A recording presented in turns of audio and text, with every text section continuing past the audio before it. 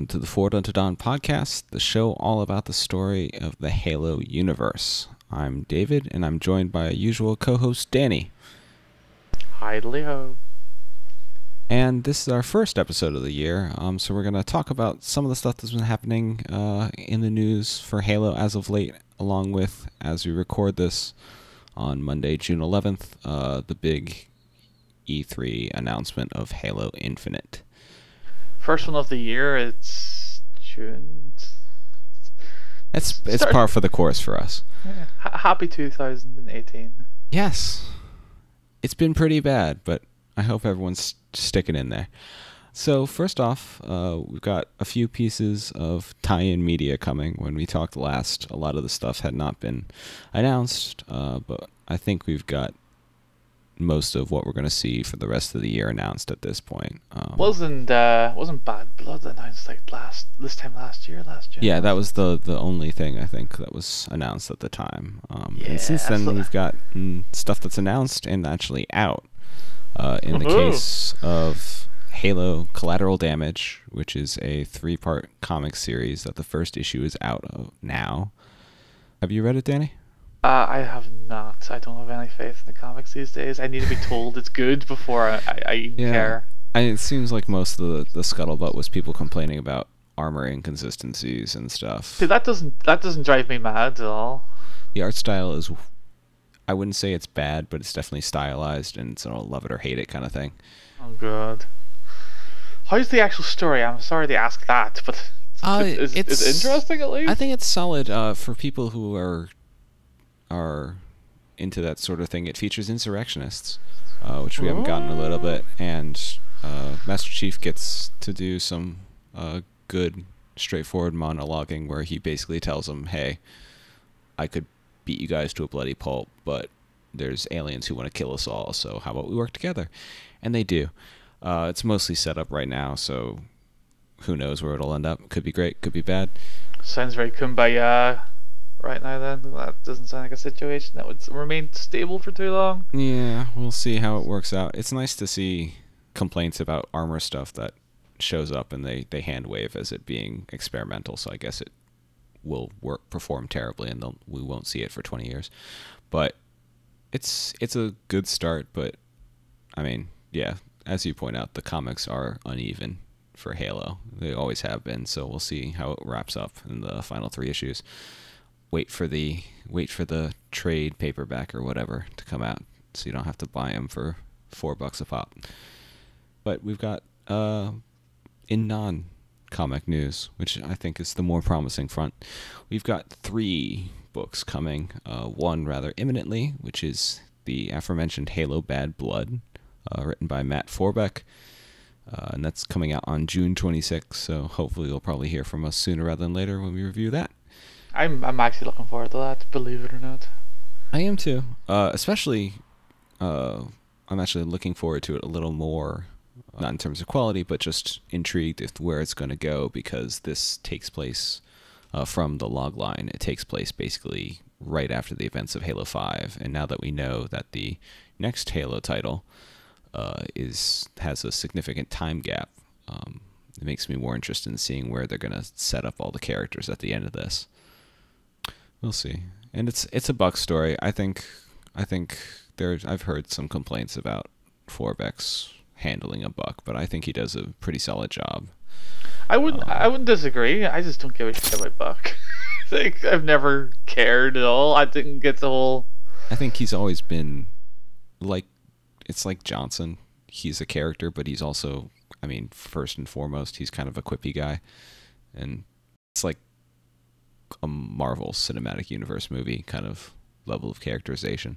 So I don't think there's much you're missing there, personally. But people disagree. People get upset about stuff. We'll see. Yeah, we will.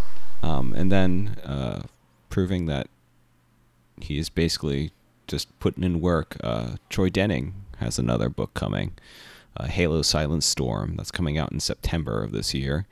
And this was the one that everyone freaked out because the cover came out and there were complaints that Master Chief looks like a Bionicle, which I don't dispute. But that touched off the whole complaints of, oh god, why are they changing my underscore iconic underscore armor? And Grimm did lay a pretty nice smackdown on people who have complaining about the stuff when he pointed out that this stuff has always been different, yada yada yada. Let me quote chapter and verse from Halsey's journal about how this makes sense. Oh god. I mean, if visual consistency has never been 343's strong suit, all their other strengths aside, so that's not something I particularly get upset about, especially since we haven't read the book. Mm-hmm. And the other thing people latched onto was that perhaps taking cribbing from the Star Wars universe, it's subtitled Halo Silent Storm, a Master Chief story. Oh god, what? Really? Because you have to, they're doubling down on the people who complained that there was not enough Master Chief. By God, they're gonna let you know this has Master Chief in it. Giant ass Master Chief story. Yeah, that's a bit in your Master Chiefy face. Yeah, and the other interesting thing is that Collateral Damage is gonna end up finishing right before Silent Storm. The last issue comes out in, I believe, August. So the Silent Storm is supposed to have narrative connections. It takes place roughly at the same time frame. So that's interesting because I don't think we've had that much of a direct tie-in in a while. Certainly not in that time frame. That's kind of cool. Yeah. I mean, the logline sounds pretty generic. We know what's happening. The Spartans are supposed to fight back against the Covenant by time. They do mention insurrectionists, so people who have been looking forward to that, they're there. And that's definitely using the setting more, since we don't see a lot of them in most of the other books for obvious reasons, because they got glass to hell. That might put a dampener on some things. I'm interested. I do see the Bionicle. Doesn't bother me. Looks more like a motorcycle helmet to me, but I'm intrigued. I've heard from people who hate Denning's writing, at least when it comes to Blue Team, but I've enjoyed what he's written, so I'm looking forward to that one as well. Yeah, I have open mind. I'll keep it. I'll see what happens. Yeah, I don't like the art. Well, but how open? I know. I like the art of the art. Well, it's nice. It's nicely done. It's yeah. If you don't like the armor design, it's not going to do anything. Is there any little honeycomb in his visor on this one? Not to my knowledge. Oh, it's shiny. Ooh, shiny. It's a nice render. Yeah. But the last bit of news, which is come out more recently, is that there's a third novel coming. Oh god. Randomly on January 1st. I'm not sure why that is. That seems an odd time to drop a book. But do we have to talk about this one? Like, yes, we do. I want to sweep under the bed. You know what I mean? Just ignore it, please. It is. You don't have to sweep it. It's Halo Battleborn, which is coming out January 1st, 2019. Nothing good about it. Nothing. The name stupid. The summary is. I do not want to read this book. I know it's not aimed at me, thankfully, but no, this is not something I think anyone wants. Who's the audience for this? Well, it's a young adult novel, and this is it's interesting. That's the first one that's specifically marketed. I know there are people who said Legacy of Onyx felt like a young adult novel, but this one's specifically marketed as one. It's being published by Scholastic, not Gallery Books, so it is something different. But who wants this? Like, is there a demand for this? I don't understand why this is a thing. Well, I think that's definitely where a lot of the complaints are coming from. Is I don't think it is aimed at fans like us. I mean, obviously there are people who are going to buy the books. We're going to read it anyhow. But it's not necessarily for you. Yeah, but who wanted teen drama? It's like, oh yeah, in the middle of this war, I want to give a shit about whiny ass teenagers and their life problems. This is not the story I think should be told. No, it can be it can be compelling. I still like the Harry Potter books. I'm down for teenage shenanigans. There's so many stories that can be told in this damn universe. Like, it's insane. And yet we get crap like this? Come on. That's the thing. There are so many stories, and so they should just tell them then. It's Well, just they telling are this telling one. They're telling one about these kids on Meridian, which is a place we've heard from before. So that's a nice tie-in. Honestly, I hope it finds an audience. I hope there's people out there that read it and go, "Wow, that was a great book. This is for me," and they get a lot out of it. But that's. Also, I I like don't the think it's cover. gonna be us. Oh, the cover is no. That cover's terrible. It reminds me of the X-Men First Class with the Professor X coming out of his own crotch, weird photo silhouette stuff going on. Like, why are these teenagers coming out of Master Chief's crotch? Like, As someone who does graphic design for a living, I appreciate the graphic nature of it. it's dreadful looking. Like that's And we the get colors too are weird. we get a Spartan that looks a lot like the canonized Halo Wars announcement trailer Mark IV guys. And could they stay away from the whole literal Halo? I think it's a plan. Yeah, but probably the iconography. It looks like one of those old styly religious depictions of the sun or Halo. Yeah. Yes, it kind of does look like It's a bit on the nose, is what I'm saying. He will save us. Well, and we'll see who they mentioned. So it's these kids on Meridian, and then they find an injured Spartan. We'll see what happens. I am, like everything else, I'm hopeful. There's no bad concepts, no bad characters, only bad writing. I've never heard anything from the author, Cassandra Rose Clark. She's never done anything for Halo before, but we'll see. It's nice to see new authors. I like new authors popping out of nowhere. Like that's always good to see a fresh. Yeah, I think we've fresh got name. a pretty good stable. I mean, Greg Bear and Karen Travis were, I guess, the authors for the first part of 343's reign or whatever, but they branched out. We've gotten Matt Forbeck, we've gotten Troy Denning doing multiple things. We've gotten a bunch of people in the Fractures anthology. So I don't know. I am hopeful. You are your usual pessimistic self. We'll reconnoiter next year, and you can say I was totally right, or more likely you will scoff at me, and we'll see. Who knows? I don't. It's nothing against that author. It's the idea. It just doesn't excite me. Like a young adult novel, teenagers in Halo universe. Yeah, that's. I think someone's got their wires crossed. That's what that sounds like on paper.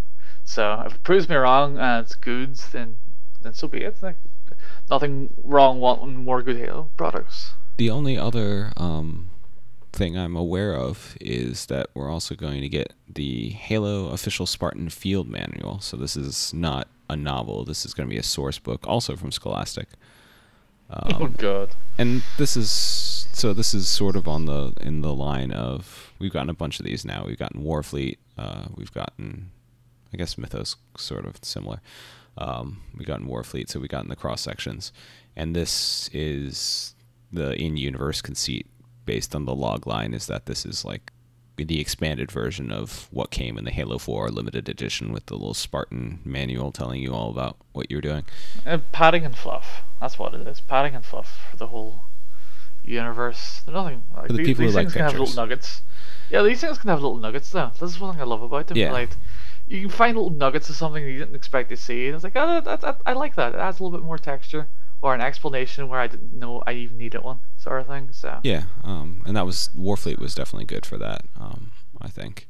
And I still wish, it's funny, I was never a Star Wars kid as a kid, but for whatever reason, we had the Essential Guide to Vehicles and Vessels, which was... I had that. So it had these yes. really nice sort of graphic pencil sketches of all these. It was mostly expanded universe stuff. Oh yeah, it was great because those books were the first time I got to see things like the extended universe vehicles that were only ever described in a novel or whatever, and you never really got to Yeah, see and it. the Star Wars expanded universe is terrible. I mean, the Star Trek one isn't great either, but the Star Trek one was never canon. But it was cool. They gave you these little...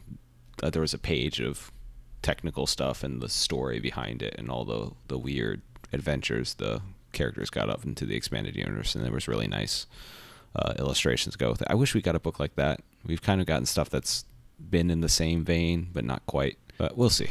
There's Do you know what I used to like? Know those cross sections? Isn't it Doors of Kingsley did them? they do the cross sections. So you take like a vehicle from the films or whatever, and they just show you different strata of it, and lots of descriptions and tasty little lore nuggets. I'd love for a Halo equivalent to something like that. Yeah, I mean, so we got some of that with Warfleet, but it would be nice to get a full book of that, I think. Yeah, nice visual guides. Yeah, hell yeah. They had the Pillar of Autumn, they had High Charity, and I think they had the Forerunner Dreadnought that were full out, but everything else was renders and illustrations in Warfleet. But they got the guy. I think they got the guy who did the Star Wars Incredible cross sections to do the Halo one. Huh. That's neat. Yeah, neat. So yeah, we'll see about that. My problem with all those books is that they don't come out with digital versions, and I don't need more things. I finally broke down and got Mythos, but I do not need more books on my shelf. So they should just really release ebook versions of these technical manuals and stuff, and then I'll buy them. Otherwise, I'll just wait for the Halo Story Reddit or whatever to post and talk about them. Yeah, we'll see. Okay, so that's catching up on stuff has come out. But the big news from Sunday is Halo at E3. They started the Xbox press conference right off the bat with Halo Infinite, because we have gotten rid of adding numerals to our stuff. We had colon titles, and now everything's following the Star Trek Into Darkness trend of no colons, which I'm fine with. The war on colons has begun. Yeah, I think generic ass name. Like, I remember a few days beforehand there was rumors that it was going to be called Infinity, which is like, oh yeah, the ship's called and then how Halo 5 ended. Yeah, you're spending more time on the ship and visiting the galaxy. Yeah, that would make sense.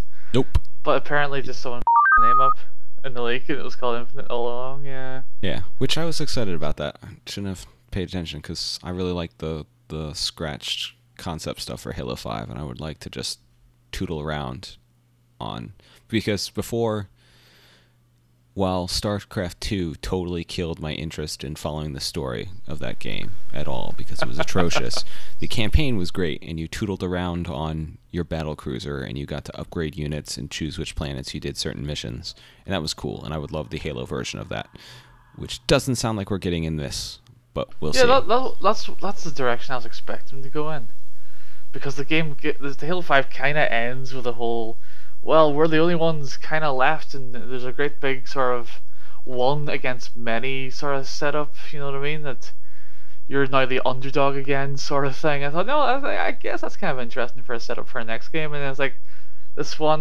reveal is like, yeah, nothing at all to do at all. Well, we might be getting some of that, but it definitely seems like the strange thing about this is it's mostly an engine demo and sort of a, hey, work at 343 thing, more than anything that's necessarily representative of what we'll get in the final game. We're making the game, it's Halo, you guys are expecting it, you're really anticipating it, but you know what, work for us, make this engine please. Like, that felt like kind of weird, you know what I mean? Like, it didn't seem like the thing was it really aimed at people that were following Halo up until now, really. Yeah, they threw in some nuggets that we'll talk about, but it was definitely sort of like we were on the Podtacular podcast, which, depending on how fast I'm at editing this, might come out before or after this podcast, but we'll put a link in the show notes.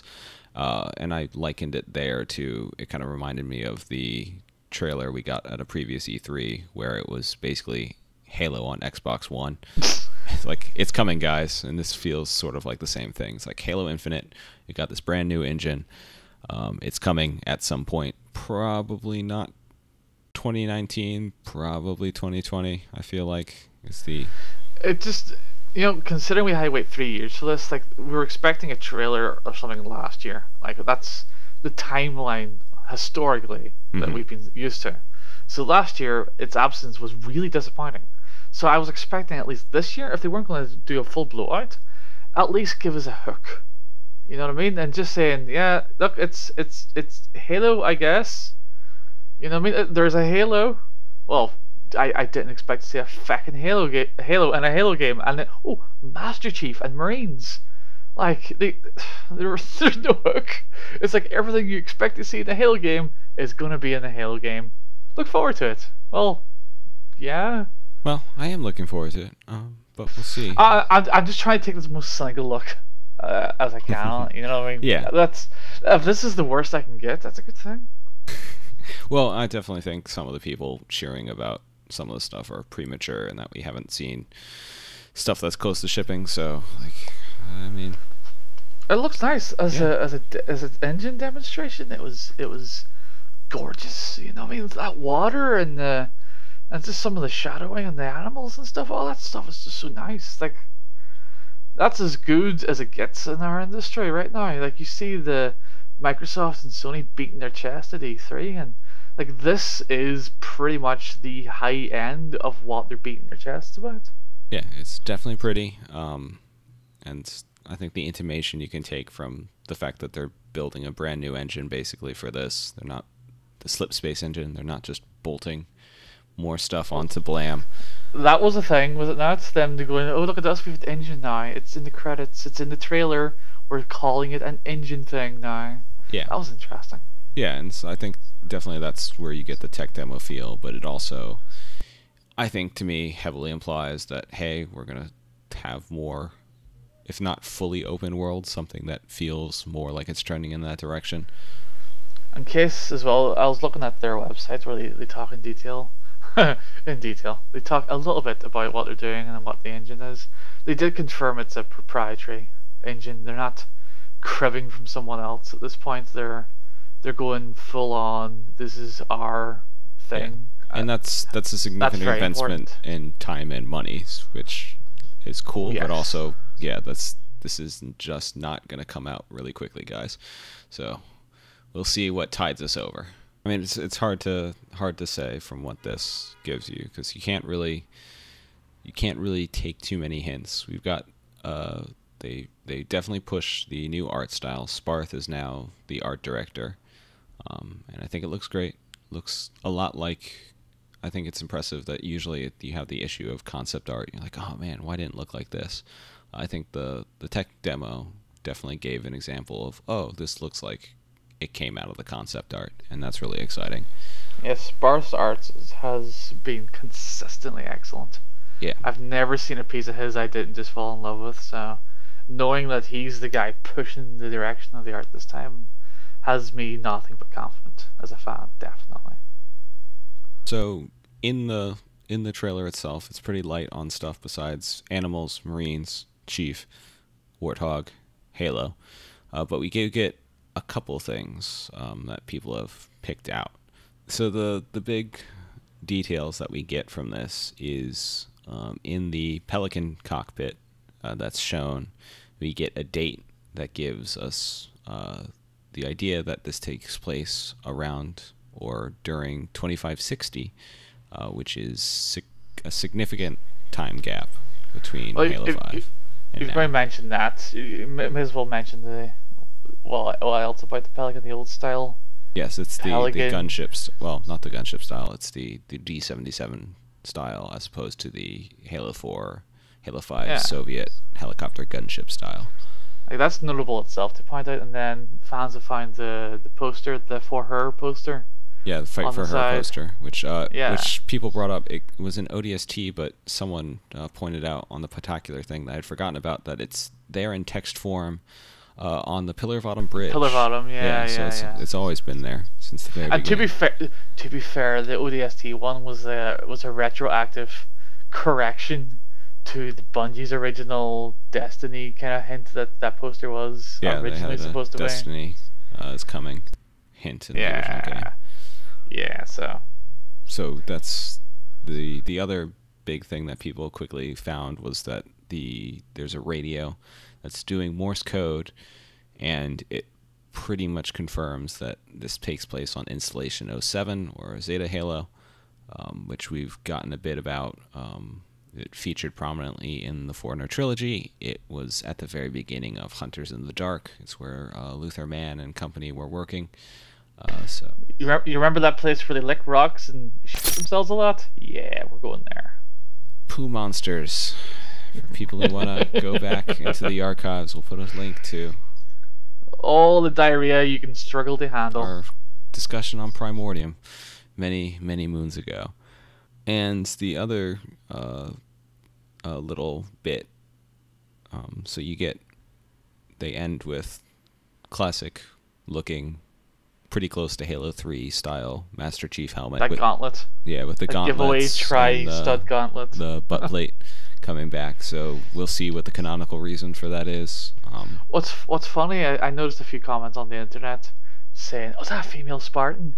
It's like, no, it's just the chief, very skin tighty chief, but no, it's not female Spartan at all. The file names on the press site confirmed it was Master Chief. Yeah, and I think people have forgotten, because they definitely bulked up Master Chief for Halo 4 and 5, that he was a bit thinner in the Halo 2, Halo 3 incarnations. Mm-hmm. I slimmed him down. Maybe just hasn't been eating as well when he's been on the run. Who knows? I'm just glad. Like it's not that I didn't like the design of Master Chief in 4 and 5. Apart from the fact I didn't like the design of Master Chief in 4 and 5, so it kind of is. My problem is that, especially for Halo 3 was my main Halo game. It's the one I spent most of my time in, right? And going from 3D 45, it's like the technology got better, the visual clarity got better, but it's the design that didn't, I don't think, evolved in the way I would wanted it to have, because it felt very busy. You know, Yeah. like there was layers upon layers of straps, knickknacks, sheen, scratches, dents, hexagons. It was cluttered. You know what I mean? Like Halo 3 doesn't look better than 4 or 5 by any stretch, but it's that simplicity of the design coupled with the clarity. Yeah, and the that's colors something is- I'm hoping we get with Sparth, because his concept designs are really about giving you the idea of a lot being there with very little. So I'm kind of hoping that philosophy extends, because I mean, personally, even for me, all the people who want everything to go back to Reach, I think Reach was already trending in that excessively busy standpoint with everything it being was. modular. It definitely was. Yeah, let's start Especially the trend. the Marines. The Marines look like they're running around with 20 pounds of stuff on them. Just like extra like fluffy fleece or whatever the heck they're in their BDUs. So I definitely am on the same line of, I think there's a lot of great design in Halo 4 and 5, but I do think as a general rule it's probably more complicated and over-designed than it needs to be. Yeah. So I'm less... There's all the people excited about going back to the quote-unquote classic art style. I'm less excited about that and more excited about just the idea that they might be taking what they've already got and just simplifying it. Yeah, that's the thing. I don't want to go back. I don't want them to redo the Halo 1 armor and Halo 2 armor and 3 armors. I don't give a shit about bringing that back, copy and paste it in and fancy it up. Like, just evolve the style, but Yeah. keep it just consistent at least. Because imagine someone going back and looking through these games. The visuals are very inconsistent Yeah. across That's every single definitely entry. the downside of video games, in particular in Halo, and it's like the technology's gotten better, so everyone wants to throw out what happened before. I mean, Bungie did it with Reach 2, and then we got stuck with a lot of that stuff for Halo 4. Right now it's too early to tell, but one of the things I know for Halo 4 that wasn't particularly well known at the time was the fact that Cortana and Chief in the game were really, really close to not being voiced by the original voice actors, because they wanted to change for Halo 4 in particular. They changed the tone of so much of the game. They changed the looks, and apparently they were going to go for the sound changes full on too. And I think that's a great example of what not to do when taking your franchise forward. Is basically kicking out absolutely everything to try and make your own mark. And I think that's the noted difference I got from this trailer, is that it felt Halo.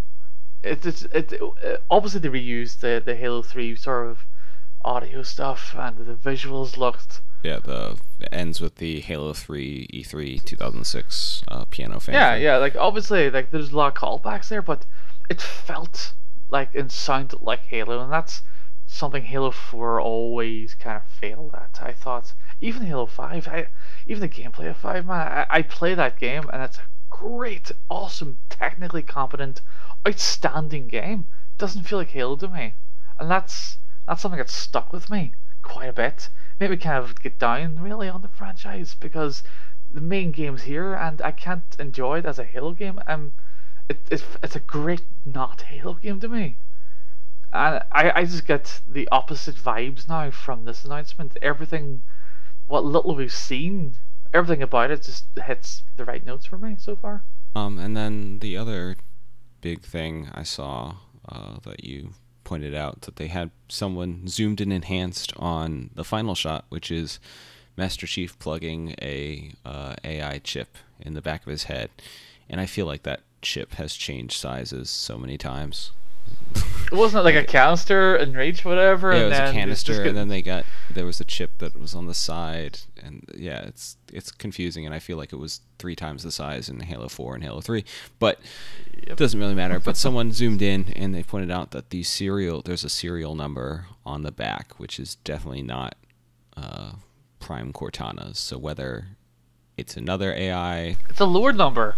Yeah. It's a lower number if that means anything. Probably so not, because that's the whole thing. The German tank problem. You don't want to sequentially number your AIs. It's bad. We'll see. I think there's been lots of scuttlebutt about whether it's a copy of Cortana, dovetailing off the line in Halo 4 where Cortana, having her existential crisis, points out that they could make another version of her, but it wouldn't be me. That's the one. That's the pet theory I'm subscribing to. Another copy of Halsey's current brain state or whatever. And well, so that's the interesting thing is that they pointed out when we were talking about it on Podtacular is that Halsey now is definitely, I think, regretful. She would do things differently, like most people who are 30, 40 years older.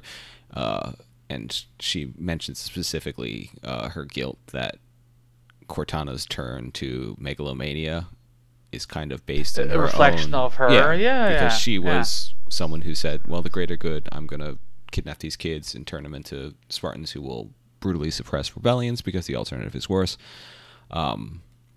So it would be interesting to have a Cortana that would be based on that, but the other outstanding... that would make Kilo 5, by the way, that would make the whole Kilo 5 worthwhile. Imagine that.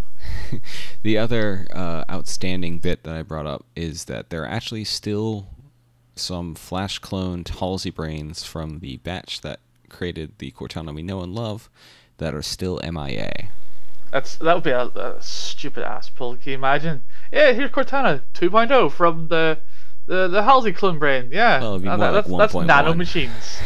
Yeah, but that's nanomachines levels of bullshit. You know what I mean? Like, pulling that out of your ass, that's almost meaningless to anybody. Almost, I think that'd be a far shot, and I think to me personally, I think it's more likely it's a different AI entirely. That's probably it's probably what it's gonna be. But like I said, I hold a little candle for it's a new Halsey thing. The other alternatives are Roland, although the serial number does not match. There's also Black Box, although presumably he's dead by this point, 2560. And then the other alternative I thought, which was kind of intriguing, was Pharaoh from Hunt the Truth. No chance in hell. Yeah, I mean that seems like wishful thinking for the people who really loved Hunt the Truth, which I agree with. That's dead and buried. Like, that was too good to exist. So I mean, either way, Black Box and Pharaoh are last we see them in the Fracture short story on Rossbox World with Osman and Hood just drinking it up. So we'll see where that ties in, if that ties in with where we get here.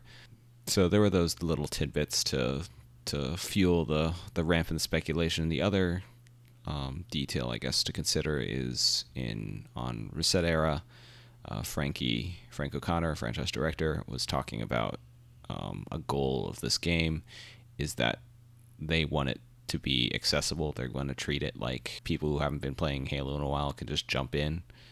And so that will obviously have some story considerations. What those will be, who knows? But it's something to consider. It's definitely going to be somebody's first Halo. It will always be somebody's. I mean, that's always going to be a problem. And we'll see where it ends up. So I am hopeful. Danny, more reserved but less pessimistic than usual. we'll see what There's happens. a spark of optimism somewhere. Yes, there is. Somewhere. Deep down, we knew it was possible. But yeah, do you have anything else you want to add? Not particularly. I think I've added my nice thinky thoughts. Yeah, okay. So we'll hopefully talk to you guys soon when we got new stuff to cover. You can check out the show notes for this episode. We'll post links to all the random details and stuff that we talked about at forwarduntodon.com/FUDcast26. And while you're there, you can check out old episodes or articles on the site. We'll have new stuff coming soon. You can subscribe to the podcast on iTunes or follow us on Twitter and YouTube using the handle ForwardDawn. Thanks for listening, and we'll see you next time. Bye bye.